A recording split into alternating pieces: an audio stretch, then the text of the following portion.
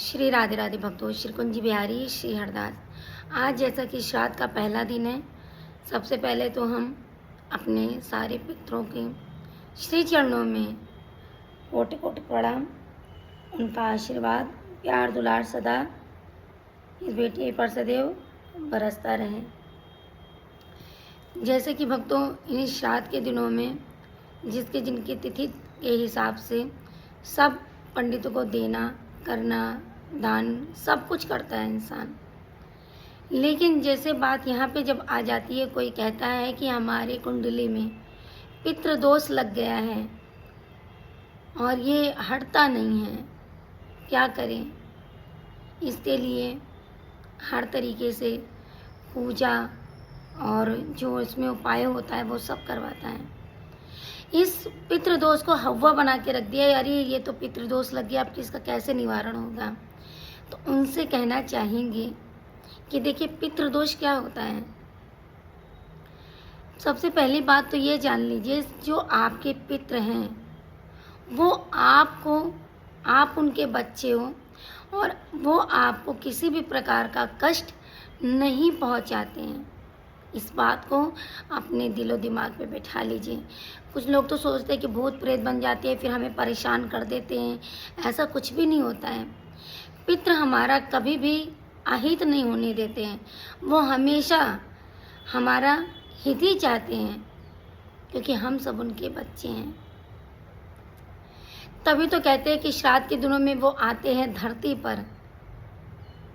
है सोचने वाली बात, बड़ी गहराई की है महाराज जी। वो धरती पर आते हैं, क्यों फिर करते हैं हम लोग इतनी पूजा, क्यों सब पंडितों से इतना करवाते हैं। बस हमारे जो पूर्वज होते हैं, हमारे पितृ होते हैं, वो इस बात से थोड़ा सा उनको लगता है कि जो हमारे बच्चे हैं वो हमारी ना रहने पर उनकी संतुष्टि के लिए जो पिंडदान गया वगैरह ये सब तो करवा देते हैं, लेकिन वो क्या बोझ समझने लगते हैं कि अरे लो हम ये करवा दे रहे हैं, ये करवा दे रहे हैं और इस तरीके से करवा देंगे। पर वहाँ पे कहते हैं श्राद्ध का मतलब क्या होता है। श्राद्ध का अर्थ होता है श्रद्धा भाव से किया हुआ आपका कार्य। महाराज जी, जब आप तो अपनी जिम्मेदारी समझ कर उसको हटा दोगे कि मतलब जिम्मेदारी मैंने कर दी, नहीं, आप श्रद्धा भाव से करा हुआ कार्य है तो वही आपका श्राद्ध कहला जाता है। हमारे पितृ ये नहीं कहते कि आप इतने दूर दूर तक जाओगे, हमें इतना पिंडदान जो भी सब कार्य होता है ये करोगे तभी हमें मोक्ष की प्राप्त होती है। वो तो बस आपसे आप उनको प्रेम कितना करते हैं महाराज जी, कितना आप उन्हें प्रेम करते हैं, उनके लिए आप क्या कर सकते हैं, वो भी श्रद्धा भाव से। जैसे कि इन श्राद्ध के दिनों में आ रहे हैं तो कहते हैं कि मैंने कहीं पढ़ा था कि उन जो हमारे जो जितने भी पूर्वज होते हैं ना, वो देखिए अपनी क्या कहते हैं जितनी भी जमा पूंजी लगाकर अपना घर बनाना सारा कार्य करते हैं और वो अचानक से छोड़ के सब दुनियादारी तो सबको छोड़ के जानी है, छोड़ के चले जाते हैं और वही जो उनके बालक होते हैं, जो उनके घर के सब होते हैं, उसको अच्छे से नहीं कर रहे होते, खराब चीज कार्य में लगाते हैं, तो उनको देखने में बड़ा कष्ट होता है, इसीलिए वो परेशान हो जाते हैं। और बाकी हमारे पूर्वज कभी आपको कष्ट नहीं देते हैं, लेकिन थोड़ा सा दुखी हो जाते हैं। इसीलिए कहते हैं भक्तों, जब घर में कोई शुभ कार्य होता है तो कहते हैं हमारे पूर्वजों की थाली निकाल देना। मतलब हम भी उन्हें याद करते हैं, हमारे जो जो पूर्वज थे, मतलब 3 पीढ़ियाँ के जो आगे की भी पीढ़ी उसे भी हम याद करते हैं, उनके लिए थाली निकालते हैं। जैसे कि कुछ घर में शुभ कार्य होता है तो कहते हैं कि एक थाली हमारी भगवान की निकाल दो, वैसे तो डेली भगवान का लगता है, और एक थाली हमारी पूर्वजों की निकाल दो, क्योंकि वो भी तो ग्रहण करेंगे भोजन। आज उन्हीं की बदौलत तो हमें सब कुछ मिला है महाराज जी। अगर हमारे पूर्वज ना होते तो हम कहाँ से होते। आज हमारे पूर्वज है तो हम भी तो धरती पे बैठे हैं, उनका दिया हुआ तो खा रहे, उनका दिया हुआ तो उस मकान में रह रहे हैं हम अपने पूर्वज के यहाँ, पूर्वजों के घर पे। तो जैसे कि एक बात हम आपको बताएं कि जैसे जो श्राद्ध का समय चल रहा है, इन दिनों में जो कहना चाहेंगे जो धन से कर सकते हैं अच्छी बात है। जरूरी नहीं है कि श्राद्ध के दिनों में आप अपने पूर्वज के लिए तन से मन से धन से जैसे भी आपसे बने वैसे करिए। आप सोचोगे जब धन नहीं है तो हम कैसे करें, तो आप तन से करो। करना क्या है महाराज जी आपको कि पूर्वज देखिए खुश होते हैं देख कर कि आप उन्हें कितना याद करते हो। याद करने का मतलब ये नहीं होता कि आप उनके लिए रो रहे हो घंटों बैठ के, ये नहीं। याद करने का मतलब आप उनके लिए पीपल के पेड़ पे जाइए, एक दीपक जलाइए, राधा राधा नाम का जाप करिए उनके लिए, ठीक है। और जैसे कि मैंने जो दंडवत परिक्रमा बताई थी, आप उनके लिए यहाँ तो जैसे जब महाराज जी आप अपना कार्य करते हैं, जब आप अपनी दंडवत परिक्रमा करते हैं, जब दीपक जलाते हैं, तो भाव यही करते हैं हम अपने लिए कर रहे हैं, अपने ठाकुर जी के लिए कर रहे हैं, नहीं।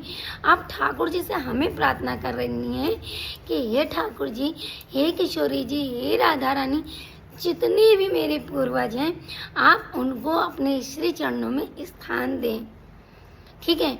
आपके बाद हम पूजे जाते हैं तो वो हमारे पूर्वज हैं, तो उनको श्री चरणों में स्थान दें, उनको सदैव खुश रखें। और आप ऐसा उन्हें कुछ बनाइए जो भक्ति के रूप में श्री धाम वृंदावन में उनको वास मिले, ऐसा भाव करना चाहिए।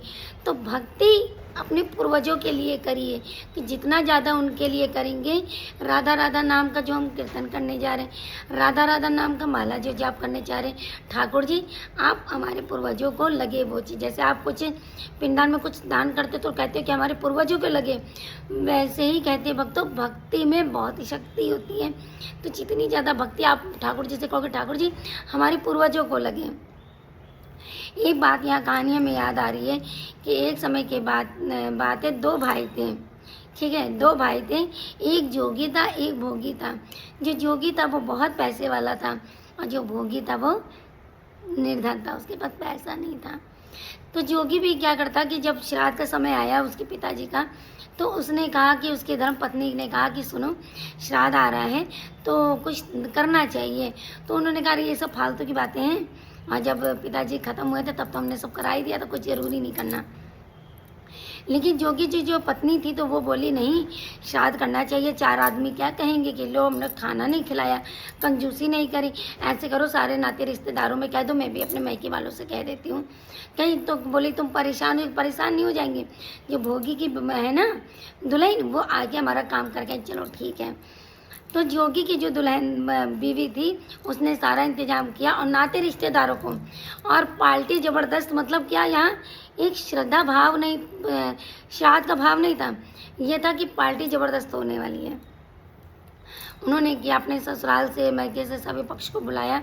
उधर उसने जो भोगी के जो धर्मपत्नी थी उसने आके सारी उसकी मदद करी। लेकिन जब जो भोगी की जो पत्नी थी जो निर्धन थी, वो जल्दी से काम अपने जिठानी का काम सारा निपटा कर जो अपने यहाँ भी पितरों का करना था तो वहाँ पे भी गई और जाकर के सोचने लगी कि हे प्रभु, मतलब पिताजी अगर आप हमारे पास भी आज इतना धन होता तो हम भी अपने पिताजी का श्राद्ध इतने धूमधाम से, मतलब अपने पिताजी का श्राद्ध इतने मतलब 56 व्यंजनों से और उससे सब बनाते सब खाते नहीं है। तो उसने क्या किया, फिर 2 रोटी बनाई, जैसे तैसे 2 जून की रोटी भी बड़ी मुश्किल से 2 रोटी बनाई, गुड़ रखा और गुड़ रखने के बाद 1 लोटे में पानी रखा, अगियारी करी और पितरों से हाथ जोड़ कर कहा कि हे पितृ देवता, हे महाराज, जितने भी आप पूर्वज हो आप भोजन ग्रहण करो आके, हमारे पास तो यही इतना है और हम क्या दे सकते हैं आपको। जब यहाँ पे जब सारे पितृ धरती पे आए और जोगी के घर जाके देखा कि सब इतना धूमधाम से सब चल रहा है, सब खा रहे पी रहे, लेकिन श्रद्धा भाव नहीं है, दिमाग में वो नहीं है कि पिताजी के लिए कर रहे हैं, ये तो एक पार्टी एक एंजॉय चल रहा है।